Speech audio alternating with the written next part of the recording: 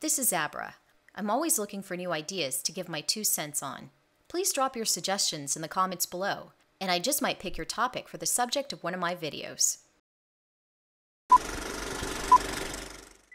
Is this a true rumor? I heard that you might be... Are you playing He-Man? Yes. Are you playing He-Man? Yes.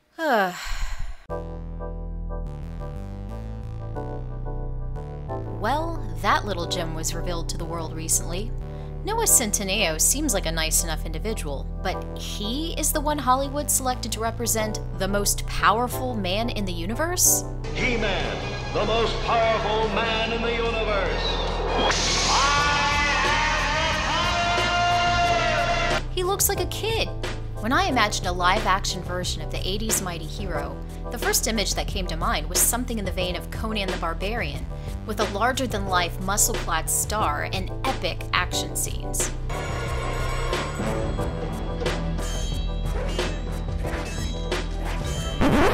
Bring me to puppies! Now, objections over casting choices are nothing new. Critics slammed the choice of Daniel Craig to play the suave secret agent 007, and many decried the decision to have Gal Gadot portray the part of half-Amazon, half-god Wonder Woman. That being said, this news caught me off guard. After picking my jaw off the floor, I started to think, why was Noah the guy selected by filmmakers to represent one of the ultimate symbols of masculinity? I get it. He-Man hasn't exactly aged well over the decades.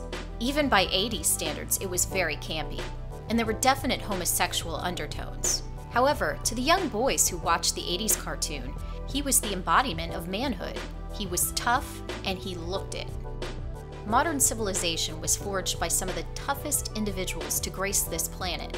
So how did the men in our society go from defending nations in battle, overcoming hardships, building magnificent structures and monuments,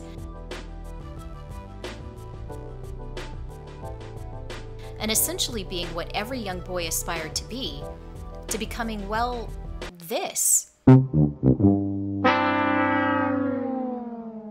Then a deeper question started to form in my mind. Where have all the manly men gone?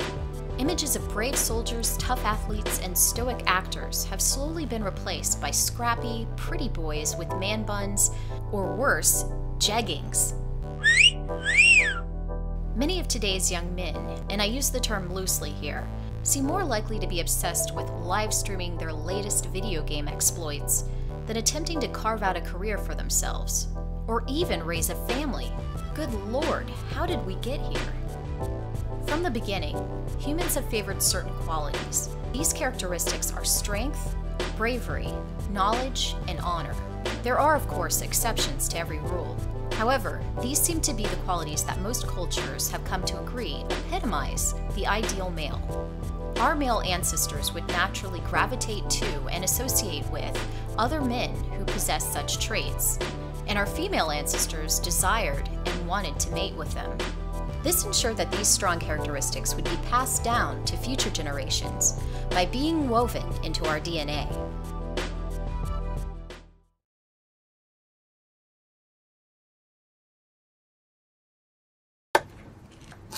How'd you know?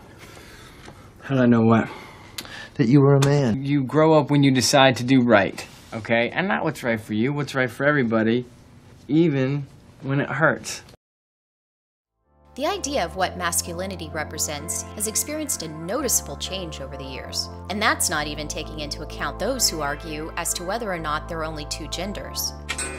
Being masculine went from possessing the admirable qualities previously mentioned to being portrayed as almost brutish, as somehow you weren't a man unless you were crass, aggressive, and a womanizer.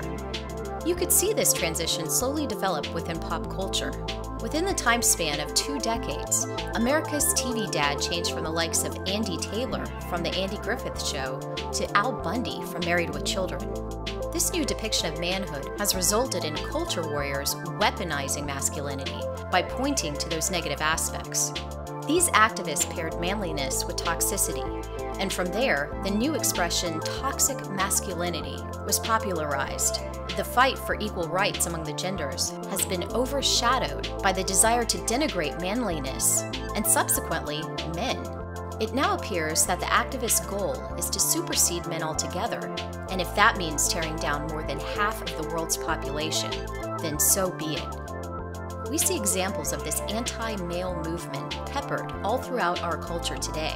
Countless television shows and commercials portray men and fathers as bumbling idiots who have to be rescued by a woman or are outwitted by their young children.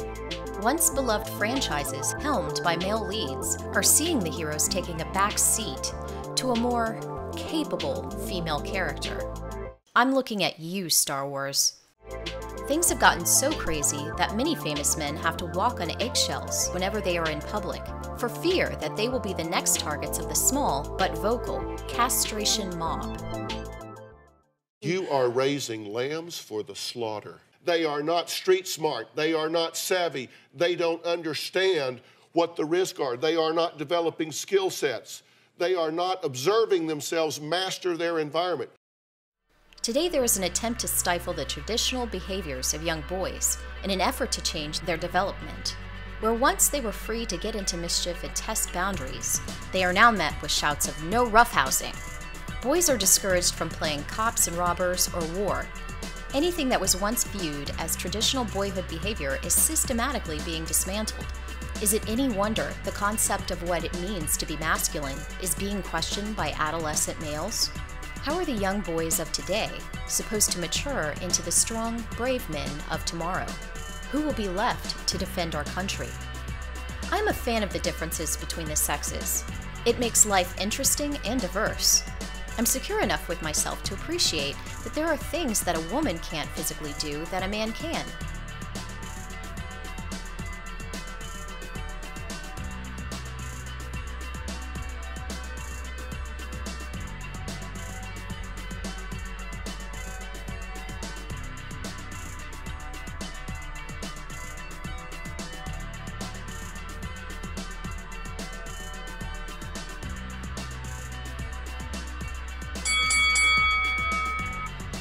And vice versa. While I am in agreement that men and women should have equal opportunities in life, I still enjoy the notion of traditional gender roles and chivalry. Justice warriors are fond of touting diversity, so why is that the case with just about everything, except for when it comes to the concept of the differences between the genders? So what are your thoughts on this topic? Is the idea of celebrating manliness, along with some of the traditional traits like strength and toughness, too old-fashioned? Should we strive to make men and women identical?